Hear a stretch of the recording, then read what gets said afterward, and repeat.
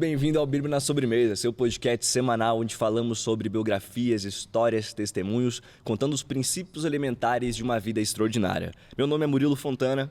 Eu sou o Lucas Alves e hoje nós estamos aqui com Jonathan Stocker. Salve, Jonathan, salve. que é pai da Ellie, esposo da Mayara Stocker, empresário audiovisual na Stocker Filmes, aluno formado pelo Central Bible College, faz parte da Igreja no Cinema desde 2020, é atleta de corrida e subidor de trilhas. É isso aí. Caraca, E é o que responsável pela produção do podcast Bíblia na Mesa e Bíblia na Sobremesa. Seja bem-vindo, Obrigado. Jonathan Stocker. Isso aí, valeu, Murilo. Obrigado, é uma honra estar aqui com vocês. Legal, cara. Obrigado que pela legal. oportunidade. A gente te convidou porque a gente quer de fato ouvir a tua história. A gente sabe que você tem uma história densa, que você tem muita coisa para contar pra gente. Então hoje você tá aqui, seja bem-vindo, que tua história possa alcançar muitas vidas e tocar a vida de muitas pessoas. Amém. É excelente. Ô, Jonathan, eu queria começar. Tu participou do Bible. É o Bible College. Como é que foi essa experiência pra você? Assim? O que você tirou de maiores aprendizados pra você lá dentro? E como é que é o Bible College? É um ano inteiro de intensivo? Não, eu acho que assim, ó, como é que tu conheceu e como que tu decidiu parar um ano da tua vida e tá nesse lugar? Eu acho que foi uma decisão bem... no contexto ali, né, quando eu decidi ir pro college, né, eu era servidor público, né, então eu tinha me efetivado com 21 anos na prefeitura de Chapecó lá. Então eu trabalhava... Você estava em Chapecó ainda? Estava efetivado, cara, se eu quisesse ia ficar aquele emprego o resto da vida. Eu estudava na Universidade Federal, mas eu odiava o curso de engenharia de controle e automação. Nossa. Aí eu tava nessa, né, trabalhando na prefeitura, engenharia de automação, e nessa época eu já tava vindo para Curitiba. Algumas vezes eu vinha na INC, alugava um carro, pegava alguns amigos, vinha, passava um final de semana, assistia um culto, voltava pro Chapecó. Tá, mas como é que tu conheceu a INC? Então, 18, 19... Cara, a INC, se eu quiser... Quando eu conheci a INC, eu tenho que contar uns 20 anos, assim. Caramba. Mas só... Vamos chegar lá. Deixa eu começar do college, assim. Aí eu falei assim, cara, o Bible College vai ser essa minha transição, assim. Eu tava ciente que eu ia ter que queimar as carroças e vir pro college. E foi o que eu fiz, assim. E aí eu conheci através do carro, né? Porque quando eu vinha de Chapecó, eu passava em Vitimarsum. E ele tinha um apartamento lá, né? Então eu passava lá, ficava lá, a gente ia corrida, ele já tinha o Vitimarzu e tal. E aí eu falei, mano, eu preciso fazer o college. E tinha uma convicção dentro de mim, assim, ó, 2020 é o ano que você vai fazer. 2020 é o ano que você vai fazer. Aí, cara, eu tranquei a faculdade, tranquei em 2019 e me exonerei do meu cargo. Tipo, pra sempre, assim. Eu falei, cara, e aí eu consegui levantar um dinheiro, né? E vim, e fui pro college. E aí, o contexto do college, tipo assim, todo mundo vai lá com uma ideia de ano sabático, né? Vou descansar aqui, vou experimentar coisas novas. E, mano, a minha certeza era que eu ia, tipo, dar meu máximo em tudo, assim. Tipo, vai ser o ano que eu ia focar, eu ia experimentar o máximo de coisas possíveis. E ia estar, tipo, dentro de tudo, assim. Então, foi um ano que, foi meu ano sabático, foi o ano que eu quase tive burnout, assim. Caramba. Porque foi o ano que eu comecei a correr. Caraca. Aí, tipo assim, tenho uma herança do atletismo muito forte, né? Porque minha avó corria e tal. Eu fui atleta de atletismo de pista, né? De velocidade por 6 anos. Então tu foi literalmente... Eu fui atleta de atletismo por um tempo. E aí, eu cheguei, acho que com 17 anos, eu fui segundo melhor do estado, assim. Numa prova, no 110 com barreira. Não sabia desse teu backstage. Aí o esporte sempre fez parte da minha família inteira, né? O meu tio arremessava peso, foi várias vezes campeão do estado. A minha prima quase, tipo assim, tinha um projeto para ir para a Olimpíada, mas ela acabou optando para ir para medicina, então ela mudou o projeto no caminho. Então o esporte sempre fez parte da nossa família. E aí lá no college eu falei assim, cara, esse ano eu vou me dedicar à corrida e vou honrar minha avó. Né, minha avó já estava no processo de Alzheimer, assim, então era meio que memória dela, assim, né? E aí eu comecei a correr do zero, assim, lá, e aí eu corri os 21 quilômetros, tipo, um pace muito legal. E aí um aluno lá do código falou assim, ó, cara, se você corre 21, tu tem que correr os 42. E aí eu peguei pilha, assim, então beleza. Mano, foi a pior decisão da minha vida, assim, né? Porque, cara, os 42 quilômetros, tipo assim, foi o ano que tudo foi cancelado. Todas as provas foram canceladas. Eu tava até disposto, assim, tipo, vir pra Curitiba, pra 42 é maratona, né? Isso, é a maratona. Porque você tava na pandemia, né? Você veio pro college na pandemia. Tudo foi cancelado, né? E aí eu decidi fazer a maratona. E, cara, e aí eu tive que correr sozinho no final do ano. Um amigo meu me acompanhou de bicicleta. Eu corri em dezembro. Então o dia começou nublado, assim, o dia foi esquentando. E aí eu dei de cara, nos 32 quilômetros, dá de cara com o muro, né? O muro é a barreira ali que a galera desiste, né? Tipo, é uma limitação, assim, na tua mente, assim. Tipo, teu corpo tá no máximo da exaustão, e aí tua mente fala assim, vamos parar por aqui. É quanto tempo de prova isso? Eu fiz em 4 horas e 4 minutos. Caraca. Tipo, eu fiz assim, eu quebrei, né? Os últimos 10 quilômetros eu fiz na força do ódio, assim. Né? Tipo, você faz só com a mente, assim, né? Porque teu corpo... Tipo, cara, você começa... Porque daí eu errei, né? Não me hidratei direito, eu dormi 4 horas na noite anterior, Nossa, me alimentei mal. Tipo, assim, eu vou fazer porque, mano, eu falei pra todo mundo que eu vou fazer, então eu vou fazer esse negócio aqui, né? Sim. E aí, só que assim, voltando pro college, né? Tipo, isso foi algo paralelo, assim, né? Assim, em paralelo em tudo que aconteceu no college, né? Eu fui um dos melhores alunos, né? Eu e o Matheus Vieira, a gente ganhou como melhor aluno daquele ano. E eu me dediquei na liderança, no empreendedorismo, foram os módulos que eu fiz. Mas ali, principalmente, surgiu, assim, um amor e uma capacitação pelo ministério, assim, né? Então, para mim, eu tive aulas de teologia, né? Eu entendi a Bíblia de uma perspectiva mais profunda, né? Hoje a hermenêutica, a homilética, quando você vai ouvir uma pregação ou preparar uma coisa, você vai procurar, daí você aprende, né? Que a Bíblia não é só em português, né? Que você tem aramaico, grego, hebraico, e aí você vai a fundo, assim, as histórias têm um contexto, e aí quando você entende que Jesus é a chave hermenêutica da Bíblia, aí toda a história que você vai ler, desde o Antigo Testamento até o Novo, você procura encontrar Jesus. E aí a Bíblia gera um outro significado, então ela fica mais profunda, muito mais profunda. E aí aquilo ali, tipo, descortinou algo pra mim que, cara, eu nunca ia conhecer no contexto que eu tava, assim, né? Legal. E ali do college foi um trampolim, assim, e ali eu conheci a minha melhor versão no college, assim. Foi o ano que eu me dediquei tudo ao máximo, né? Foi o ano que eu conheci a Mayara também, ali a gente começou a ter relação, assim, de amizade. Lá em 2020, uma das primeiras home churches da Igreja no Cinema, eu comecei lá ainda como aluno. Eu e o Patrick, a gente ia na casa do Rames, fazia home church. A gente ia na casa da Ágata, fazia home church em Campo Largo, né? Então a gente dirigia 30 quilômetros ali, levava alguns alunos do Bible junto, levava um violão, cara, e começava comunhão, oração e palavra, comunhão, oração e palavra. E ali daí eu vim pra Curitiba, em 2021, me formei lá, vim pra Curitiba. E aí eu e o Patrick, a gente começou 2 home churches, cara. Era cada uma com 10, 12 pessoas. Deixa eu entender. Entendeu? Qual que foi o ponto de tomar de decisão pra tu ir pro college? Porque, por exemplo, quem que fala assim, vou sair da minha faculdade, vou trancar isso, vou sair do meu serviço aqui que eu já tenho garantido, inclusive serviços públicos são garantidos durante talvez a vida inteira, né? O que passou na tua cabeça de maneira muito clara? Porque você tem que ter uma decisão muito clara na tua cabeça pra você, de fato, sair de tudo isso e ir pro college. Qual que foi esse discernimento na tua cabeça que fez você tomar essa decisão? Cara, foi uma inconformação, assim, uma inconformidade, né? Tipo, de eu olhar pra minha realidade, assim, eu falar assim, cara, se eu não fizer nada, nada vai mudar. Porque daí, tipo, o que eu me dei de cara, né? Tipo, eu tava ali correndo atrás de uma faculdade, né? Que eu odiava, né? E, cara, eu tinha reprovado 4 vezes em cálculo 1. Quando eu passei em cálculo 1, eu fui pro cálculo 2, eu olhei pro quadro, assim, no primeiro dia, daí eu falei, não. Começou do zero de novo. Não, isso aqui não é pra mim. Isso aqui... E, tipo, já tinha passado em física e tal. Tipo, eu tava indo pra metade do curso, assim. E aí eu comecei a olhar pros caras que estavam terminando, assim, ó. Tipo, o que eles gostavam de fazer, o que eles estavam aspirando e tal. Tipo, porque eu vou trabalhar numa empresa assim e tal. E eu falei assim, cara, não é essa vida que eu quero, assim. E eu já tava modelando o Cal, assim, olhando o estilo de vida que ele tava tendo, né? Empreendendo, fazendo ministério, construindo família, né? E aquilo me inspirou muito a mudar, assim. Cara, eu vou pro Bible, vou trancar tudo aqui. E foi essa inconformidade, assim, preciso mudar minha realidade. Sim. E aí, cara, se tudo der errado, eu volto pra casa.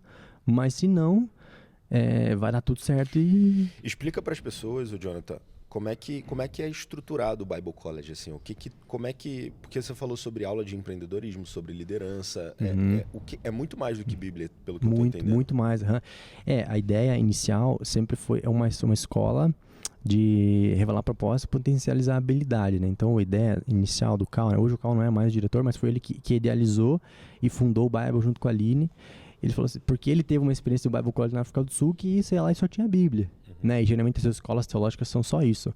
Mas e aí acaba a realidade do missionário é que eles têm que depender da igreja. E o Cal pensou, não, esse cara ele tem que aprender um segundo idioma, ele tem que aprender inglês, ele tem que ter noções de liderança, ele tem que ter noções de empreendedorismo, ele tem que ter contato com, por exemplo, produção musical, ou, entendeu? Entender como potencializar, ganhar dinheiro com a internet, né? E aí ele pegou isso, chamou acho que 6 ou 7 pessoas na casa dele, tipo a Ju Hammer era uma delas, falou assim, ó, você vai fazer o financeiro, você vai ser o diretor de música, você vai ser isso, aquilo, aí o cara pintou o Bible College, conseguiu, copiou lá o Bible, e ele fundou uma escola de revolucionários. Essa era a ideia, assim, né? Você chamar uma pessoa para ser um kamikaze no ministério, né? Aí hoje ele tem uma proposta mais ou menos parecida, acho que a estrutura é um pouco diferente, acho que hoje você pode fazer, os módulos eles são independentes, né? Então você pode fazer só o primeiro semestre, e aí tipo, se você é aprovado no primeiro, aí você pode fazer o segundo, e hoje eles têm um projeto de imersão, né? Acho que são 14 dias, que você vai lá e tem uma experiência do Bible, assim, tipo, por 15 dias, né? E aí a galera vai lá, tipo, às vezes usa como uma férias e tal. Quando eu tava lá, foi quando começou a imersão. A imersão acho que foi 30 dias, se não me engano. Até a Ágata daqui na igreja participou dessa imersão e foi lá que ela teve esse turnaround, assim, na vida com Jesus, no que ela vive hoje. E aí, então, eu usei o Bible para fazer uma transição de carreira, assim, né? Tipo, de olhar ali, refletir sobre a minha vida, né? E ali entrou, acho que o hábito, um dos melhores hábitos que eu desenvolvi hoje, que é a corrida, né? Que é essa capacidade de você sair de qualquer distração, assim, né? Cara, eu pegava meu fone de ouvido, tipo, tinha um dia super exaustivo, assim, de aula, dia cheio, né? Eu ia correr depois da aula, assim, às vezes eu corria 15 quilômetros, voltava na colônia, ou às vezes eu corria de manhã, tipo assim, você tinha um dia super cheio e você começava o dia correndo 12 km, assim. E aí, massa, que lá é rural, então não tem trânsito, né? Você pega o fone, sai correndo, vai correr 6 km, você vai voltar, você não vai parar em nenhuma esquina, em nada, assim, então é bem... Lá foi um lugar bem propício para começar, né? Boa. E aí, cara, me explica agora a tua relação, a relação da tua família com a relação da família do Cal, assim, porque pelo que eu sei por alto, o teu nome é uma homenagem ao pai do Cal, é isso? Isso aí. E o nome da tua filha é em homenagem à mãe do Cal. É isso aí. Explica como é que essas famílias se encontram em que momento tem, que isso aconteceu. Tem uma conexão bem legal, acho que eu gosto muito de falar sobre isso, já contei isso várias vezes. Eu gosto de falar assim, na verdade, tudo começa com a minha mãe, né? A minha mãe, ela, lá nos anos 80, assim, ela teve um vislumbre que ela queria fazer medicina. Porque o cara ia fazer médica e tal, só que, cara, a realidade dela era muito difícil, assim, ela veio do interior do Rio Grande do Sul, né, a mãe era professora, o pai era mecânico, ela reprovou várias vezes durante o ensino fundamental, então teve um ensino difícil, mas ela tinha um sonho que ela tinha medicina porque ela gostava muito de biologia e tal, ciências biológicas, e veio pra Curitiba, veio morar na casa de uma tia minha aqui. E ela veio pra cá, cara, testou um vestibular 2, não deu certo, ela ficou meio que, putz, agora eu vou ter que trabalhar, né? Não deu certo o plano A aqui. E aí, cara, foi que um dia, aí a minha tia de segundo grau, que fala assim, que ela é irmã da minha avó. Irmã da minha avó. Tia Salete. Ela morava na Chácara Bom Pastor. Ela morava lá, com o Telmo e tal, então com a família dela lá. E aí um dia minha mãe foi lá visitar a minha tia, lá nessa chácara, lá no Boqueirão. E aí, a Ellie que me contou essa história na Alemanha, assim, tua mãe chegou na chácara, eu perguntei assim, quem quer lavar a louça? Daí minha mãe levantou assim, eu amo lavar a louça. Aí ali começou a história, assim, no final dos anos 80. Até final dos anos 90 e início dos anos 2000, minha mãe morou na chácara, assim, ela foi uma voluntária lá. Então, cara, minha mãe viu o Caio, os irmãos dele crescer, serviu com o pastor Frederico, dirigia os carros lá. Então, ela viu aquele contexto, assim, que todas essas histórias que o Caio fala, essas pessoas, esses endemoniados, drogados e tal, minha mãe viveu esse contexto por uns 15 anos, assim. Então, ela tava ali no dia a dia, 3 cultos por dia, usava o véu, pá. Então, minha mãe, tipo, tudo de Bíblia que ela sabe, assim, vem daquele contexto ali. Sim, E aí... ali que ela conheceu meu pai. Meu pai era um dependente químico, só que ele era um cara extraordinário, assim, ó. Ele tinha uma lábia, mano, absurda, assim, ó. Do tipo, minha mãe fala umas histórias que ele saía na sexta-feira e voltava segunda-feira com um Fusca e 5 mil reais. Mano, ele era absurdo, assim, ó. Mano, ele vendia apartamento, mano, na praia, mano. Ele vendia anúncio em jornal que não existia. Ele era estelionatário, assim, ó. Só que ele dependente químico, então assim, ó, só que ele usava essa lábia pro pastor Frederico, assim, ele conseguia as doações, as coisas, assim, ele tinha uma desenvoltura, ele era um comunicador, assim, um vendedor muito nato, assim, só que ele usava isso não usava como deveria, né? Sim. Então, ali minha mãe se apaixonou por ele, né? E aí, acho que minha mãe ela foi a terceira mulher que ele teve filho, assim, né? Aí, tipo, eles casaram no civil, então ele já tinha filho com outras 2 mulheres antes. Você tem contato com Não, seus nunca irmãos? vi eles, eu sei. Minha mãe sabe bem o paradeiro desses homens hoje, né?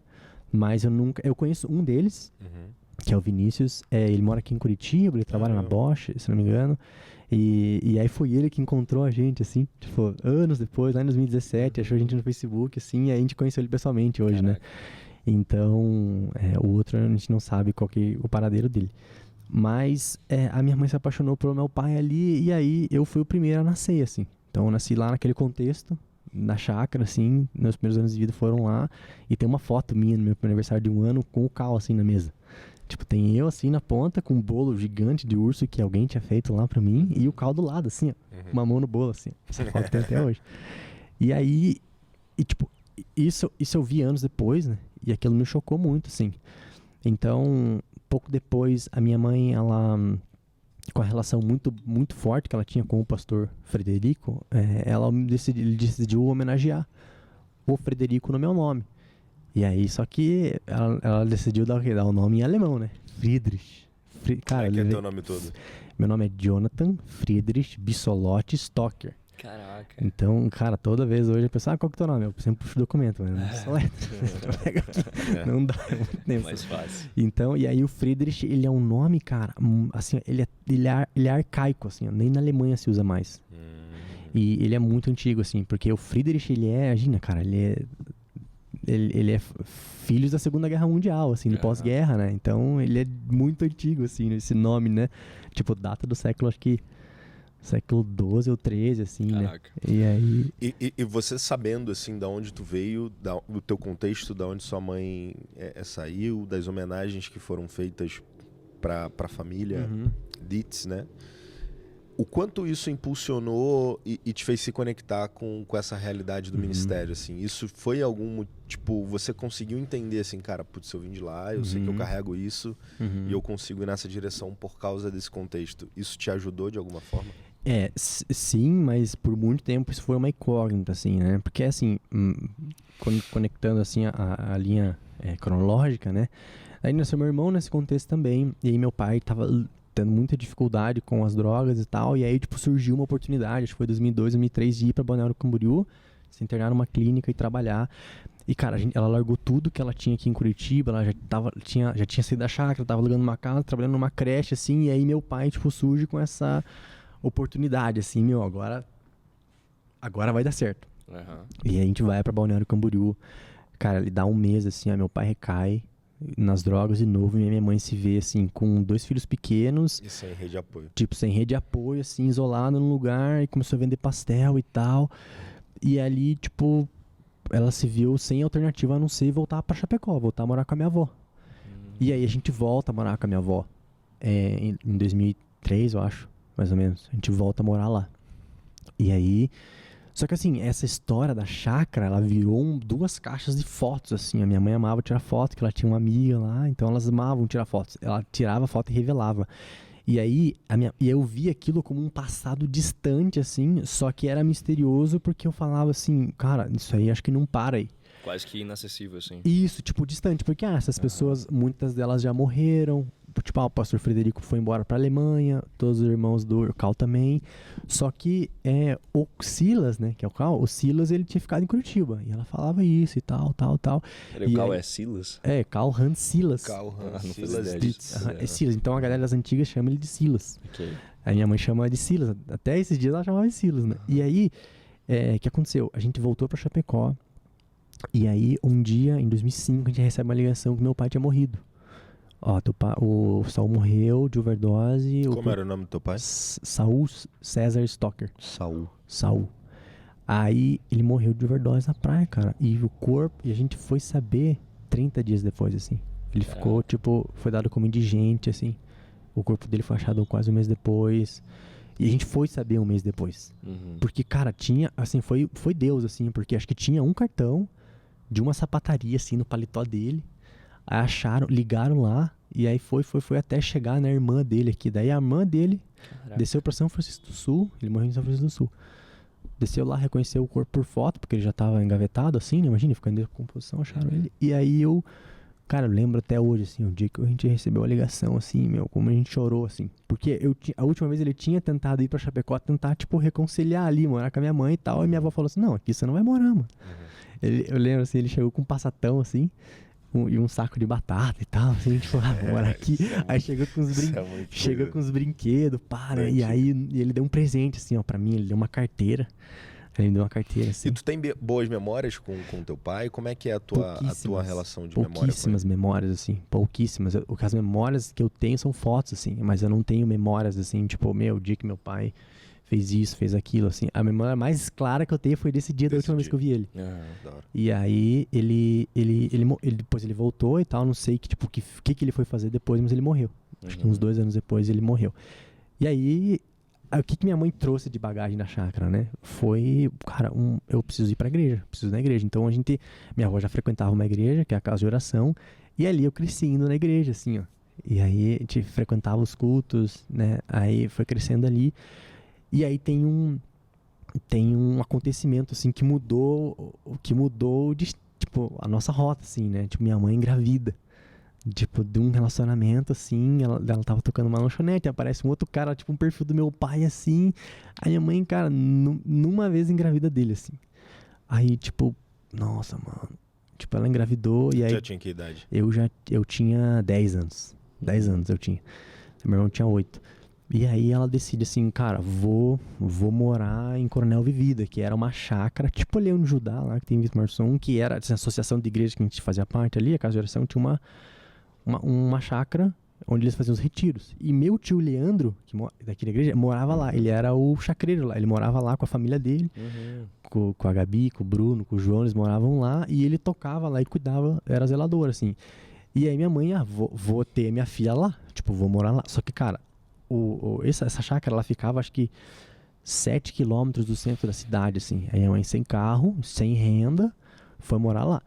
E aí eu só vi, assim, de repente, de um dia pro outro, a gente foi morar num contexto, assim, eu tava na escola, tudo assim, a gente foi morar lá. E só que foi massa, assim, porque eu tive o privilégio de ter uma infância no interior, assim.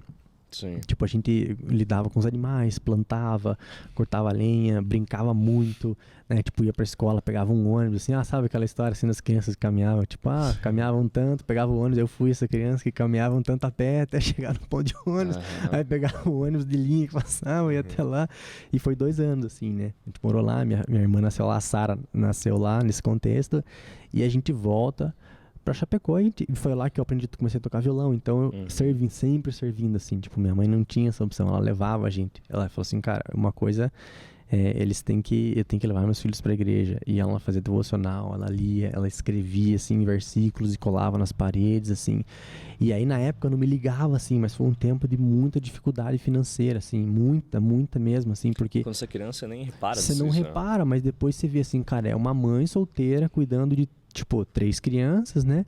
Aí nisso ela pega uma idosa pra cuidar, que era uma familiar nossa, não lembro o grau assim, mas era tia Efigênia, né? Aí ela falou, cara, vou cuidar dela aqui, a gente administra a aposentadoria dela. Então, ela cuidava de 2 adultos e 3 crianças com um salário mínimo em 2006, 2007, era aproximadamente R$350, assim. Caraca. E aí fazia o negócio render, tipo, sem carro, assim. Meu tio ajudava muito a gente, né? Tipo, a gente se ajudava ali, tipo, a gente fazia queijo.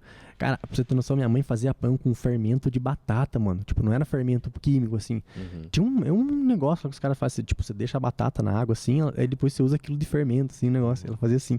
Então ela fazia o pão caseiro, né? E aí, nesse contexto difícil, assim, a gente passou lá e aí foi lá que eu conheci o Claudemir, assim, que foi um dos meus pais na fé, assim, né? Que foi alguém que me discipulou, né? Que foi, tipo, alguém que eu percebo na história da minha vida, assim, vários homens, né? Que Deus colocou e como ponto-chave, assim, na ausência do meu pai, né? Que meu pai não poderia responder, ele enviou essas pessoas para suprir, óbvio que não vai ser a paternidade presente de um pai, mas, assim, são perguntas que eles poderiam responder, assim.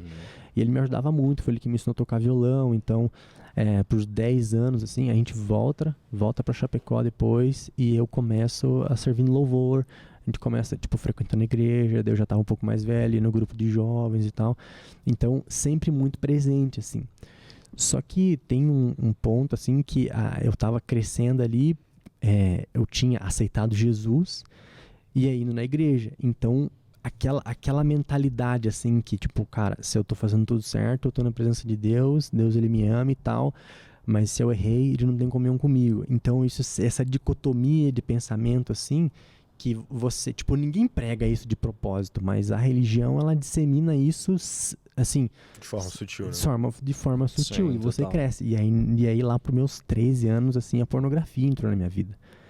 E aí, eu lidei com isso por 10 anos, né? Até os meus 23 anos, tipo, foi um tempo, assim, que eu lutei com isso. E aí a pornografia deixou muito evidente, assim, porque é algo muito silencioso. E aí, tipo assim, cara... Ninguém sabe, né, cara? Você nem sabe. E aí, o que se tornou a ceia? A ceia se torna o tabernáculo de sacrifício, né? Onde você pecou e tal, vai lá. Aí você não pode tomar ceia. Você vai lá, pede perdão, perdoa Jesus e tal, não vou fazer de novo. Aí você toma ceia. Nossa, tô salvo. Aí dá uma semana, você vai lá, você cai de novo.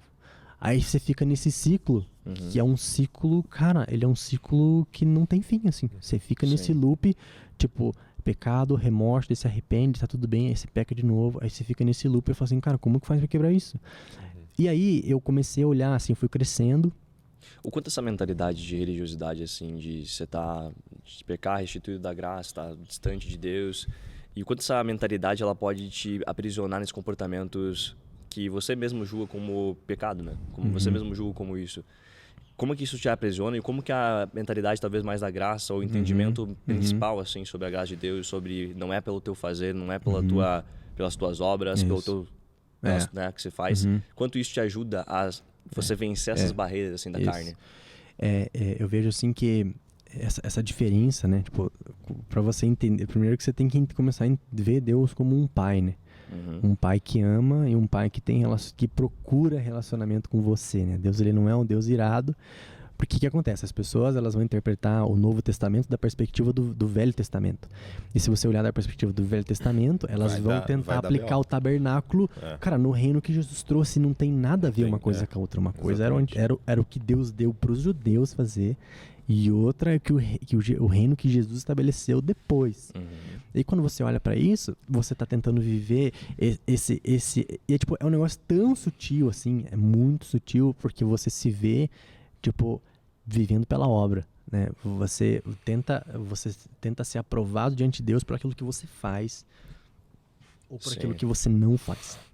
E aí acho que esse é o pior de tudo, assim, porque aí, cara, no dia que você tá fazendo tudo certo, você acha que você é o tal, no dia que você cai, Satanás, ele te derruba assim, fala, tá vendo, cara, você é um miserável, você é um... porque no fundo, cara, o orgulho, ele entra no teu coração tanto por um lado quanto pro outro, né? Aquilo que você falou. Então, tipo, quando você tá ali certinho, tá regradinho dentro daquilo que a religião diz que tem que ser, irmão, tu entra no culto, tu levanta a mão, tu expulsa demônio e tal. Aí você pecou lá, sei lá, fez tuas besteiras lá, e aí tem um cara precisando de ouvir Deus do teu lado, você sabe como ajudar, só que você não se sente merecedor, mano. Você não se sente capaz, digno. tá ligado? É isso aí. E aí um cara que precisava ouvir Deus naquele momento, ele não escuta porque você acha que a cruz não foi suficiente. Isso aí. Tá ligado? E eu a acho cruz que não foi suficiente. é não, um dos entendeu? principais entendimentos, assim, né? Você tá acima, né? Da circunstância, né? Do pecado. E aí você entender que você não é o que você faz. Esse é o ponto, assim, né? E aí, cara... O quanto isso influencia, né, cara? Porque, por exemplo, tem um livro que é Hábitos Atômicos. Esse livro, ele é muito didático, assim, explicando como que os hábitos, eles são... Como você cria novos hábitos, como você se desfaz de hábitos que você não quer cultivar e diversas outras ferramentas de hábitos. Então, desde uma parte científica até uma parte muito prática, assim. E ele fala de uma maneira muito, muito inteligente, assim, que você tem 3 camadas, que é a tua identidade, o que você faz e o resultado. Então, se você buscar um hábito somente pelo resultado, é provável que você em algum momento deixe de fazer ele. Porque, por exemplo, se eu botar um hábito ou um resultado que eu quero ter, emagrecer 10 quilos, eu não tenho total controle sobre emagrecer 10 quilos. Porém, sobre na camada do que eu faço, eu tenho controle. Comportamento. Eu tenho controle de eu vou treinar 5 vezes por semana. Eu vou fazer 20 minutos de cardio todo dia. Isso eu tenho controle. E aí eu influencio a camada dos resultados. Agora, quando a gente olha para a camada da identidade, a identidade sua, ela vai guiar teus comportamentos que vão gerar teus resultados. Então, naturalmente, quando você identifica uma pessoa pecadora, uma pessoa... Vamos pegar o exemplo da saúde ali, uma pessoa que ela é obesa, que ela não faz atividade física, que ela não pratica. Cara, naturalmente você vai respeitar a tua imagem mental, aquilo que você acredita de si. Então, naturalmente você vai deixar de fazer atividade física, você vai comer mal e naturalmente seus resultados vão ser de uma pessoa correspondente a isso. E aí, quando eu peguei essa analogia de hábitos atômicos e vim aqui na igreja onde o Cal fala muito claro isso pra gente, de que, cara, você não é aquilo que você faz. A tua identidade foi dada por Deus. Não por aquilo que você faz ou deixa de fazer. E aí, quando você entende isso, o jogo muda, porque teu comportamento passa a ser mais congruente com a sua identidade. Isso faz todo sentido. Então, é porque assim, ó, eu imagino isso, né? É como se fosse assim, ó, Santo dos Santos é a tua identidade. É um lugar intocável. É um lugar que, exatamente, você para acessar ali, você precisa de profundidade. Aí você tem ali o átrio, você tem ali o pátio. Né? Então o pátio é tua camada de resultados, o átrio fica os teus comportamentos e a tua identidade é o Santo dos Santos. Só que você precisa fazer um trabalho de trás para frente. Se você descobre quem você é na tua identidade, cara, você começa a mudar todas as outras camadas de fora. O problema é quando as pessoas não descobrem quem elas são. Entende? Que a identidade delas, para elas, ainda é uma coisa que, tipo, eu não sei quem eu sou, não sei de onde eu vim, eu não sei quem tá... Né, quem vem antes de mim, eu não entendo, não sei de onde, como é que eu vou parar aqui. E aí que a religião entra, né? A religião é essa busca insaciável por descobrir quem você é, cara. Tipo, e o homem, eu tava lendo ali no livro do Miles Monroe, né? Redescobrindo o Reino hoje de manhã, né? Então, quando o homem cai, né? Ele cai a autoridade dele, né? Então, ele comete, lá o Miles ele descreve como o ato de Adão como um ato de traição, né? Então, Deus, ele coloca Adão, tipo, na Terra como o ser com maior poder e autoridade aqui. Deus, ele institui esse poder e autoridade para Adão em Gênesis, né? E Adão vai lá e ele trai tudo que Deus falou para ele fazer. Então ele cai. E ali, a partir dali, quando o homem ele se vê sem esse relacionamento com Deus, a partir dali, todas as religiões que a gente vê hoje é uma busca do homem por saber quem ele é em Deus. Tipo, então, e a religião, eu digo, o cristianismo, né? Ou o catolicismo, o shintoísmo, o budismo, o islamismo, tudo isso é uma tentativa do homem entender quem que ele é, tipo, o que ele tá fazendo aqui. E aí, só o relacionamento, só o reino de Deus, ele vai dar esse senso de eternidade, né? E de pertencimento. Então, e ali, então, tipo, isso afeta tudo. Quando você entende quem você é, naturalmente, os frutos, você vai perceber que você tem que ter novos hábitos, tem que, assim, pô, eu tô acima do peso aqui, pô, Deus não me criou pra ser assim. Deus não me criou para não ser saudável. Deus não me criou... Porque daí você entende, tipo, o impacto que isso tem na vida do teu cônjuge. Tipo assim, pô, se eu continuar assim, eu não vou conseguir brincar com os netos dos meus filhos. Né? Porque, teus filhos você vai ter saúde pra você curtir eles e tal. Sim. Mas, cara, e teus netos? Tipo, eu digo que teus netos, vovô, vamos subir a montanha lá. Vovô, não pode. Entendeu? Você vê esse impacto, assim, né? Mas, continuando, assim, o raciocínio, eu acho que são vários desdobramentos, porque acho que talvez de tudo, assim, né? Eu sou um cara que cresceu na igreja e 18 anos depois nasceu de novo. Acho que de tudo isso, assim, e esse processo começa em 2016, quando eu tava, tipo, muito frustrado, assim, com o que eu tava vendo dentro da religião. Que daí eu olhava, assim, pra dentro do que a igreja que eu frequentava tava pregando.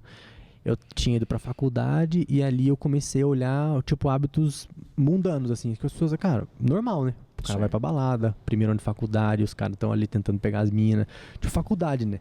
Que era um contexto que eu nunca tive acesso, Cara, a primeira festa que eu fui, assim, foi com 18 anos, foi escondido, tipo, foi pra eu ver como é que era. Sim. Só que, cara, quando eu cheguei lá, mano, eu comecei, cara, tipo, eu tava fazendo um exercício socioantropológico, assim, eu ficava observando o que os caras estavam fazendo, o que as meninas, eu ficava olhando os camarotes, assim, ó, tipo, e eu com a minha cervejinha, assim, ó, observando, mano, eu olhava, assim, ó, falei, nossa, mano, o que esses caras estão fazendo? Cara, o que essas meninas estão fazendo, mano?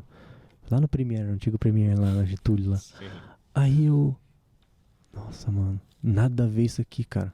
Tipo, eu me senti deslocado, assim, ó. Daí ali acendeu uma luz, assim, opa, peraí. Então, tipo, isso que os caras estão falando dentro da igreja aqui não tem nada a ver, eu entendia que tava incompleto. Tipo, eu tinha esse entendimento, tá faltando alguma coisa aqui, só que lá fora também não tem nada a ver, porque aqui não tem vida. E aí tem alguma coisa entre esses dois lugares aqui, ó, que tem uma resposta. E aí eu fiquei nessa, assim, um tempo. Tipo, cara, fui pra uma outra igreja e tal, comecei a servir, sair daquele contexto bem tradicional, que a igreja que eu tinha, então, era uma igreja bem tradicional, bem... a gente falava muito sobre a palavra, era quase que uma batista, assim, né? Ok. A igreja. E aí eu fui pra uma igreja mais pentecostal, então, tipo, comecei a ver as pessoas fluindo no espírito, falando língua e tal. E aí a religião tradicional, assim, nossa, nada a ver, cara. Os caras tão blasfemando aqui, porque os caras tão falando em língua, ninguém tá interpretando, né? Tipo, nada a ver isso aí. Daí eu fui entendendo isso aos poucos e tal. Só que, tipo, esse negócio de ouvir o espírito, da palavra, pra mim é um negócio muito distante ainda, assim. E aí eu lembro, assim, teve uma época que eu tava. Acho que talvez a época mais bad da minha vida, assim, foi uma época que eu tava trabalhando numa empresa de usinagem. Eu usinava moldes, assim, tipo, de injeção. Eu trabalhava de madrugada, então eu entrava às 10, ia até às 7 da manhã e estudava à tarde, assim. Meu, e eu, assim, era uma rotina muito terrível, assim, muito ruim, assim. E aí eu lembro até hoje o dia, assim, ó, que eu, tipo, cheguei frustrado em casa, assim, ó. Tipo, nossa, mano, que merda, assim, ó. Eu não aguento mais essa vida, assim. E aí minha mãe tinha falado assim, porque o Silas tem uma igreja no cinema, isso era 2015, 2016. O Silas tem uma igreja no cinema, paraná. Eu falei, cara, quer saber, mano? Deixa eu ver qual que era dessa igreja aí. Eu não tava desigrejado, eu tava indo no culto, assim, e, tipo, eu ia lá, e era isso aí, mas só que me dá um embrulho no estômago, assim, ver os caras pregar. Ok. Tipo, era zoado. E aí, eu fui lá e editei igreja no cinema, e aí eu olhei as pregações, assim, e aí eu cliquei assim na pregação no YouTube, tava escrito assim, uma pregação que é Onde Estão as Pedras. Eu acho que esse nome não foi Escândalo da Graça. Escândalo da Graça foi depois, mas Onde Estão as Pedras. O qual ele começa falando da pregação falando da minha tia, Salete. Aí eu falei, como assim? Como esse cara que eu nunca vi na vida, ele tá falando da minha tia? Tipo, aí ele acendeu uma luz assim, opa, mano, tem um mistério aqui. Acho que aquelas caixas de fotos lá, tem um mistério naquilo lá, alguma coisa tem naquilo, assim. Eu assisti, ele introduz a pregação ali com a história, o contexto que ele vivia, que ela preparava, ele fazia bolo com ela, tipo, que ele tinha uma realidade, ele saía fora da realidade da família dele, foi ali que ele aprendeu a cozinhar, que ele aprendeu, tipo, ter uma vida normal, fora do contexto da casa dele, assim, né? Sem tudo aquilo que ele vivia.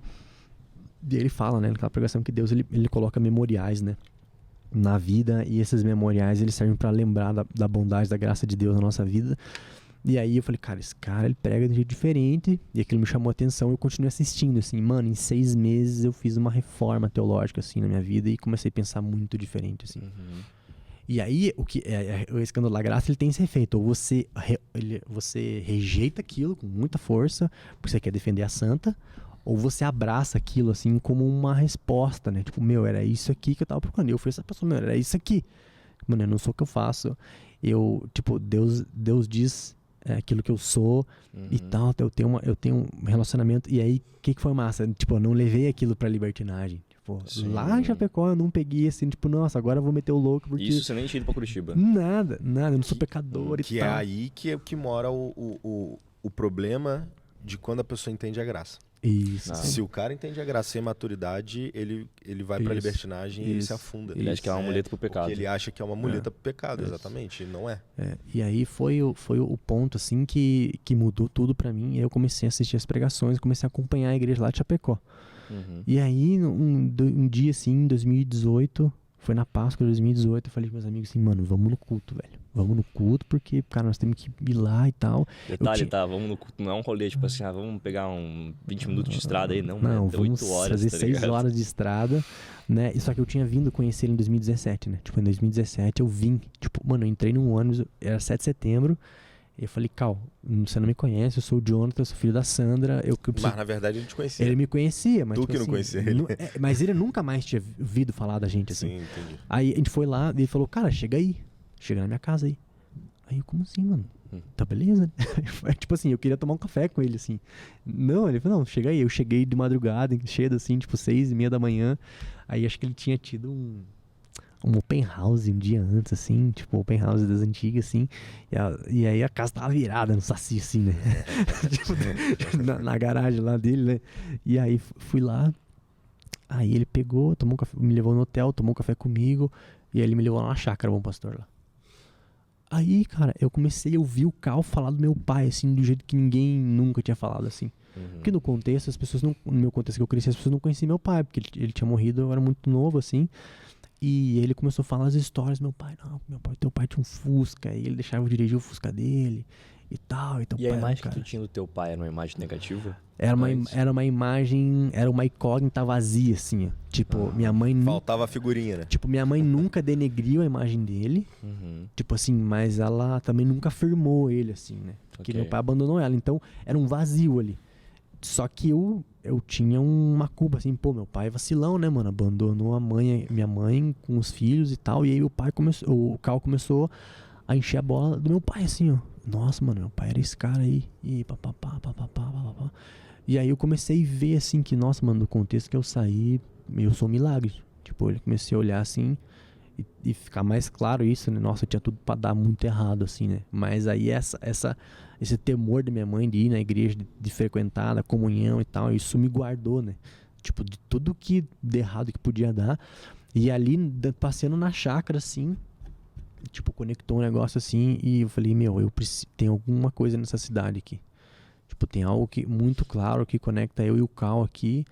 E aí essa vontade de servir a visão que Deus tinha dado pra ele começou a crescer em mim, assim.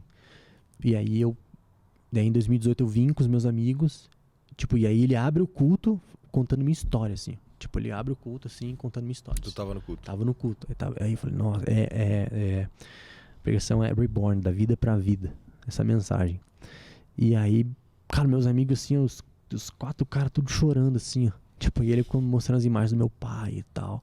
Eu falei, nossa, mano, que doideira, velho. E era no Jardim das Américas, né? Tipo, era a igreja no cinema no auge, né? 500 negros na sessão, assim. Da hora. Muito louco, né? E aí, eu vi tudo aquilo e comecei a ter um senso de pertencimento muito grande, assim. E aí, que começou a acontecer? Eu comecei a voltar lá pra igreja que eu tava frequentando e comecei, mano, a apavorar, mano. Desconectou, né? Tipo assim, a gente tinha uma célula, né? Tipo, eu e os meus amigos que eu trazia, a gente tinha uma célula junto, a gente era líder de célula lá. E, cara, a gente começou a falar, mano, a gente despregava as pregações. Os caras pregavam, a gente falava, não, então assim, só que é assado. Aí, tipo, eu começava a completar as paradas. E aí começou a virar um burburinho na igreja, assim, ó. Tipo, assim, ó, nossa, mas que os caras estão falando e tal, tal, tal. Aí um dia, o pastor dos jovens fez um culto assim, ó, hoje eu vou pregar graça pra vocês aqui, ó, porque tem alguém aqui dentro da igreja pregando uma mensagem demoníaca. Aí eu encolhido assim, na cadeira, assistindo aqui, então vamos ver, né? Aí o cara foi, pregou, e aí, mano, eu nunca me esqueci, o cara chegou em Romanos 13, assim, ó. Ele começou em Romanos 5, aí foi lendo, quando chega em Romanos 13, que ele fala assim, ó, que onde não há lei não há mais pecado. Ele pulou. Ele pula o versículo. Ele vai pro outro bloco. Eles são parados. Mano.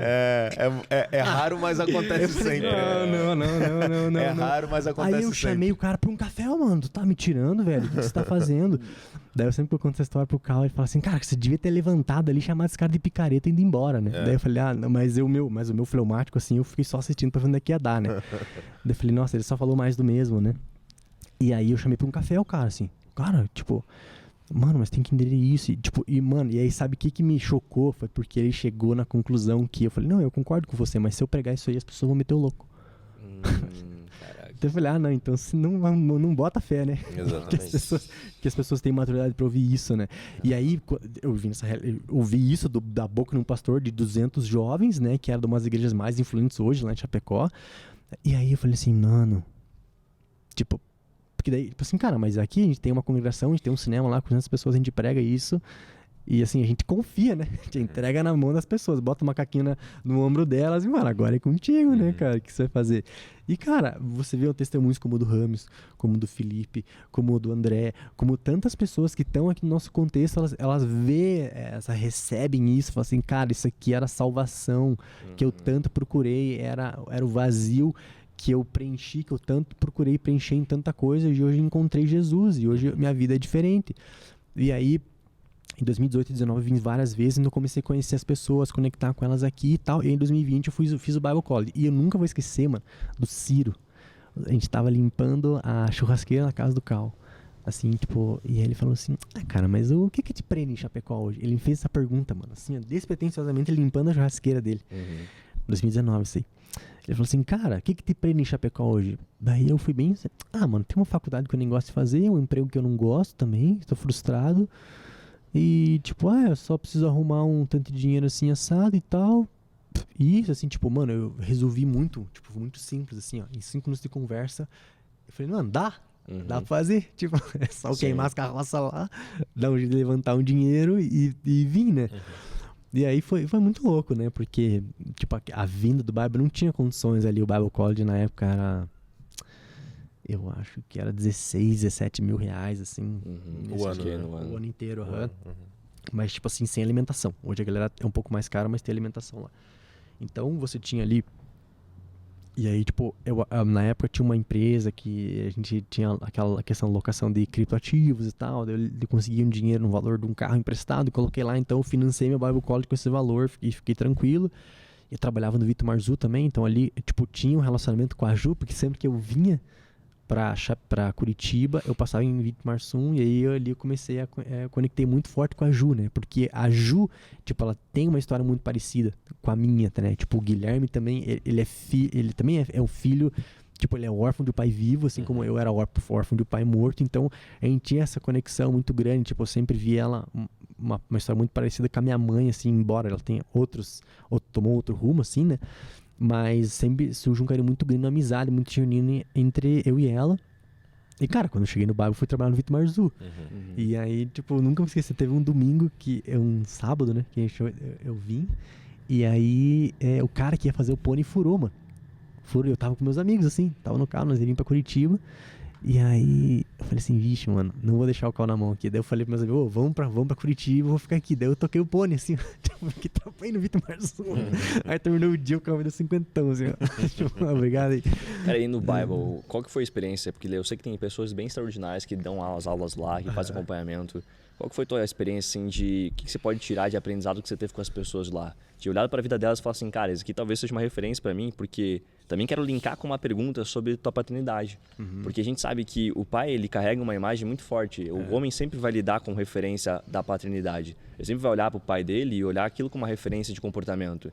E como é que você fez... Duas perguntas agora. Tanto quais são os aprendizados que você teve com as pessoas lá que deram as aulas no Bible. E a outra pergunta é como é que você fez para ressignificar os processos da falta da imagem do teu pai em casa? É uma boa pergunta, assim. Eu acho que o Bible College, né? Tipo, o que me chocou, né? É que acho que 80 ou 90% das pessoas ali tinham problemas com paternidade. E boa parte delas tinha sofrido abuso. As pessoas que estavam fazendo dos alunos. Dos alunos. Daí eu falei, meu Deus, mano. Tipo assim, se isso aqui é uma amostra do Brasil, cara, o Brasil tá assim. O Brasil é assim. E aí o Paulo Borges falou isso aqui no podcast dele, que a igreja brasileira, ela é uma igreja órfã. É uma viúva de filhos órfãos, assim. Eu falei, cara, só que ainda assim, esses caras são milagres, porque eles tinham tudo pra não estar aqui. Mas ainda assim, o evangelho tá tipo, ressignificando, né? E aí, eu buscava... acho que talvez uma das semanas mais impactantes, assim, foi a semana profética, né? O Conrad e a Gisá, que estavam aqui com a gente esse último domingo, eles passaram uma semana lá com a gente. Legal. E aí eles ministrando sobre o profético. E assim, ali, tipo, era a semana que eu mais estava com expectativa, assim, de todas elas. Eu sabia que ia ter, eu não sei se foi a Healing Week ou a Prophetic Week, que eles dão aula sobre o sobrenatural, sobre ouvir Deus, sobre cura, né? Sobre essa questão das verdades e das mentiras. Então eu identifiquei quais que eram as mentiras que eu acreditava em relação ao meu pai, a culpa que eu trazia sobre ele, né? E ali eu comecei nesse processo de entender a paternidade de Deus sobre a minha vida, né? E como substituir essas mentiras, né? Porque são mentiras que elas entram ali e elas ocupam um lugar, elas ocupam um espaço e elas privam você de viver a plenitude que Deus tem, de você reconhecer Deus como pai, de você se ver como filho, se ver como herdeiro, né? Mas eu acho que dos professores, assim, que mais eu acho que o Helder e o Robinho, assim, eles estavam muito próximos. O Helder e o Robinho moravam lá. O Robinho hoje ele mora em Ribeirão Preto, ele era coordenador lá, e o Robinho também era coordenador lá. Mas eles me pastorearam muito, assim, foi muito legal o relacionamento que eu tive com eles, porque eles estavam muito alinhados com o Cal e com a Igreja no Cinema, assim, né? Então eu, cara, vi o Cal lá, ele pregando, ele sendo professor lá no Bible, no final de semana ele vinha pra Curitiba, né? O campus do Ventura não tava rolando, né? Porque teve a pandemia, mas ele inaugurou o campus com o coordenador do Bible. Então ele fazia esse corre, assim. Então isso foi muito massa. Tipo, a comunhão, né? O que eu percebi, assim? Eu percebi que eu tinha entrado numa roda, numa mesa, que a maioria dos alunos não tinha acessado, assim. Que era essa comunhão com o Cal, com o Elder, com o Robinho, com a Ju. Tipo, eu ia nos rolês, tipo, o churrasco, pô, o Cal voltou do sabático dele, no churrasco lá na casa do Robinho lá, e eles me chamaram pra estar lá. E eu me senti, assim, cara, muito honrado e muito amado por poder estar num lugar como aquele, tipo, desfrutando de um ano extraordinário, estando com homens extraordinários. Daí eu falei assim, cara, não tem como eu não, tipo, me juntar à obra que eles estão fazendo aqui. Sim. E aí, isso potencializou muito. E ali eu entendi que o aluno do Bible College, ele tem que sair com 3 coisas, mano. Tem 3 respostas que ele tem que sair dali muito claro, assim, né? Tipo, cara, quem que é o pastor dele, qual que é a igreja dele, qual que é a visão dele. Ótimo. E aí quando você tem a visão, né, tipo, e aí visão, você acha que é aquela visão da empresa, só que o Robinho deu uma aula de visão, né, que visão é algo dado por Deus que beneficia o coletivo, né, e aí você entendeu, ou Deus ele dá uma visão pra você, ou você encontra a sua visão em alguém, né? Tipo, Deus ele não distribui visão igual cartão de visita, né? Tipo, ele dá uma visão para um Cal aqui, ele abençoou um monte de gente, e aí eu encontrei a minha visão no Cal. Cara, eu quero servir essa obra, que era aquilo que eu tava entendendo lá atrás. E aí, tipo, isso foi ficando cada vez mais claro, que era a mesma coisa que o Elder tava empenhando, o Robinho, a Ju, todo mundo tava ali, tipo, a Ju ainda tava servindo no Bible, só que todo mundo tava ali no Bible College porque o Cal tinha chamado eles. E aí, eu falei, nossa, mano, isso é muito forte, assim, isso era o poder da visão. Eu falei, cara, não tem como eu vim aqui pro Bible, assim, e não querer fazer algo diferente, né? E aí, quando termina o Bible, eu fico naquela encruzilhada, assim, tipo, o que eu faço, né? A volta pra Chapecó, fico em Vitomarsum, ou venho pra Curitiba, tipo, que era o passo mais arriscado, assim, né? Tipo, de todos, né? Porque, pô, eu tinha que arrumar um lugar pra morar, mas...